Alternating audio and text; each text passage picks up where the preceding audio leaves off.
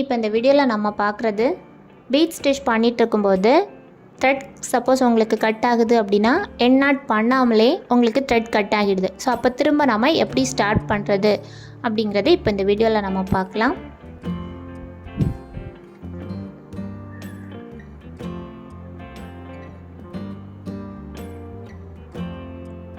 இப்போ நான் இங்கே 3 mm கோல்டு பீட் எடுத்துருக்கிறேன். இது பஞ்ச் பீட்ஸ் தான் நான் யூஸ் பண்ணியிருக்கிறேன்.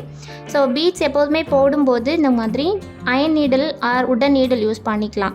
யூஸ் பண்ணிவிட்டு இந்த மாதிரி மொத்தமாக பீட்ஸை நீடிலில் லோட் பண்ணி வச்சுட்டு 1 by 1 ஒவ்வொரு பீடாக நீங்கள் கீழே விட்டு விட்டு ஸ்டிச் பண்ணிங்கன்னா உங்களுக்கு டைம் ரொம்ப சேவ் ஆகும். இது டியூலிப் நீடிலில் நீங்கள் போடுறீங்க அப்படின்னா ஒவ்வொரு பீடாக எடுத்து போடும்போது டைம் ரொம்ப ஆகும். இந்த மாதிரி நம்ம உடன் நீடில் ஆர் அயன் நீடிலில் போடும்போது அட் அ டைம் இப்போ பார்த்தீங்கன்னா நான் இதில் ஒரு மோர் தேன் 10 பீட்ஸ் ஆச்சும் நான் இப்போ இதில் எடுத்திருப்பேன். நம்ம வந்து ஸ்பீடாக ஒர்க் பண்ண முடியும். ஸோ முடிஞ்ச அளவுக்கு பஞ்ச் பீட்ஸில் இந்த மாதிரி 2 பீட் சேர்ந்தே ஒட்டி இருக்குது அப்படின்னா அப்படியே யூஸ் பண்ணிக்கோங்க. இல்லாமல் ஒவ்வொரு பீடுக்கும் ஒன்ஸ் கண்டிப்பாக ஸ்டிச் பண்ணணும்.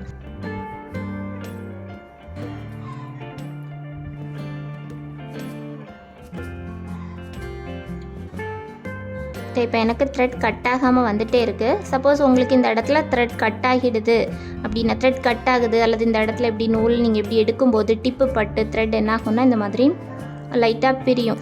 பாருங்கள் இந்த இடத்துல த்ரெட்னா இப்போ பாருங்கள் த்ரெட் எனக்கு நல்லா கட் ஆகிடுச்சு. ஸோ இந்த மாதிரி இப்போ நான் உங்களுக்கு எப்படி கட் ஆகுது அப்படிங்கிறது இதில் காமிச்சிருக்கேன்.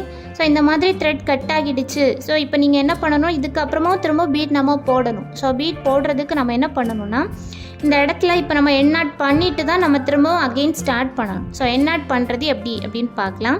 இப்போ இதில் இருக்கக்கூடிய லாஸ்ட்டாக இருக்கக்கூடிய ஒரு 2-3 பீடை நீங்கள் இந்த மாதிரி பிரித்து எடுத்துக்கணும். ஏன்னா எண்ட் நாட் பண்ணுற அளவுக்கு உங்களுக்கு த்ரெட் வேணும். ஸோ இந்த மாதிரி ஃப்ரேம்க்கு கீழே கையை கொடுத்து இந்த த்ரெட்டை இழுத்திங்கன்னா கீழே போயிடும். உங்களுக்கு லென்த் எந்த அளவுக்கு எண்ட் நாட் பண்ணுறதுக்கு த்ரெட் தேவைப்படுமோ அந்த அளவுக்கு நீங்கள் பீடு இதில் ஒரு லாஸ்ட்டாக ஒரு 2-3 பீடை நீங்கள் பிரித்து விட்டுட்டா போதும். பிரித்து விட்டுட்டு இப்போ இந்த இடத்துல பாருங்கள் த்ரெட் எனக்கு இந்த அளவுக்கு இருக்குது. ஃப்ரேம்க்கு கீழேயும் எனக்கு த்ரெட் இப்போ வந்திருக்கு. ஓகே, இப்போ எனக்கு எண்ட் நாட் பண்ணுற அளவுக்கு த்ரெட் ஃப்ரேம்க்கு கீழே இருக்குது. கொஞ்சமாக லென்த் இருக்குது. ஒரு 2 inch லென்த்துக்கு எனக்கு ஃப்ரேம்க்கு கீழே த்ரெட் இருக்குது. ஸோ நான் இந்த இடத்துல என்ன பண்ணிக்கிறேன்னா ஒரு எண்ட் நாட் நம்ம போட்டுக்கலாம். நார்மலாக எப்பவும் போல் ஆரி ஒர்க்குக்கு பண்ணக்கூடிய நாட் தான்.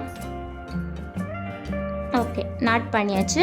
இந்த த்ரெட்டை கீழே இழுத்து விட்டுட்டேன். எனி எக்ஸஸாக ஃப்ரேம்க்கு கீழே த்ரெட் இருக்குது அப்படின்னா அதையும் கட் பண்ணி எடுத்துக்கோங்க. இப்போ நான் கீழே இருக்கக்கூடிய த்ரெட்டை கட் பண்ணி காட்டுறேன். பாருங்கள் இந்த அளவுக்கு த்ரெட் எனக்கு இப்போ ஃப்ரேம்க்கு கீழே இருந்துச்சு. ஸோ இதை கட் பண்ணி எடுத்துருங்க. ஏன்னா கட் பண்ணி எடுக்கலாம் அகைன் திரும்ப நம்ம ஸ்டார்ட் பண்ணும்போது இந்த த்ரெட்டும் உங்களுக்கு மேலே நீடில் சிக்கும். ஸோ அதனால் இந்த த்ரெட்டை கட் பண்ணி எடுத்துக்கலாம். எடுத்துகிட்டு நம்ம அகைன் புதுசாக ஃப்ரெஷ்ஷாக ஸ்டார்ட் பண்ண போகிறோம். அகைன் திரும்பவும் பாருங்கள் நூல்கண்ணிலேருந்து இருக்கக்கூடிய த்ரெட்டில் அகைன் நாட் பண்ணிவிட்டு ஸ்டார்ட் பண்ண போகிறோம்.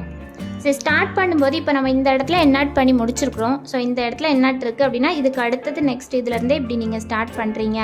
ஸோ இந்த மாதிரி ஸ்டார்ட் பண்ணும்போது பாருங்கள் உங்களுக்கு இப்படி ஸ்டார்ட் பண்ணி நீங்கள் ஸ்டிச் போடும்போது இந்த இடத்துல நம்ம லாஸ்ட்டாக போட்ட பீடுக்கும் நம்ம புதுசாக ஸ்டார்ட் பண்ணியிருக்கக்கூடிய பீடுக்கும் இடையில் சின்னதாக கேப் விழுது. ஸோ இந்த கேப் விழும்போது உங்களுக்கு கண்டிப்பாக தெரியும் அந்த இடத்துல ஏதோ உங்களுக்கு வந்து நாட் கட் பண்ணி நீங்கள் திரும்ப ஸ்டார்ட் பண்ணியிருக்கீங்க அந்த மாதிரி இருக்குது. ஸோ நீங்கள் இந்த மாதிரி கேப் இல்லாமல் நீட்டாக அப்படி கண்டினியூஸாக பீடு இருக்கிற மாதிரி ஸ்டார்ட் பண்ணணும். ஸோ அதுக்கு எப்படி பண்ணுறது அப்படின்னா லாஸ்ட்டாக இருக்கக்கூடிய 2 பீடு இருக்குல்ல, இந்த 2 பீடுக்கும் சைடில் ஆனால் கொஞ்சம் இந்த மாதிரி க்ராஸாக உள்பக்கமாக விட்டு த்ரெட் எடுத்துக்கணும்.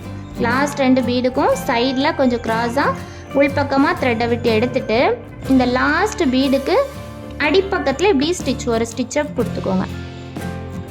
ஒரு ஸ்டிச் போட்டுட்டு அதுக்கப்புறம் அங்கேருந்து நீங்கள் பீட் போட ஸ்டார்ட் பண்ணிட்டீங்க அப்படின்னா உங்களுக்கு அந்த இடத்துல கேப் இல்லாமல் பீட் போட வந்துடும். பாருங்கள் இந்த மாதிரி அகைன் கொஞ்சம் நல்லா பேக் சைட் கொஞ்சம் நல்லா ப்ரெஸ் பண்ணி கொடுத்து போட்டுட்டிங்கன்னா அந்த இடத்துல கேப் எதுவுமே இல்லாமல் நீங்கள் அந்த இடத்துல எண்ட் நாட் பண்ணிவிட்டு அகைன் ஸ்டார்ட் பண்ணியிருக்கிறீங்க அந்த மாதிரியே தெரியாது. ஃபுல்லாக கண்டினியூஸாக நீங்கள் பீட் போட்ட மாதிரியே இருக்கும். இப்படி தான் நம்ம வந்து த்ரெட் கட் ஆகுது அப்படிங்கும்போது நீங்கள் ஸ்டார்ட் பண்ணக்கூடிய மெத்தட். இதே மாதிரியே ப்ராக்டிஸ் பண்ணுங்கள். ஈஸியாக உங்களால் ஃபினிஷ் பண்ண முடியும்.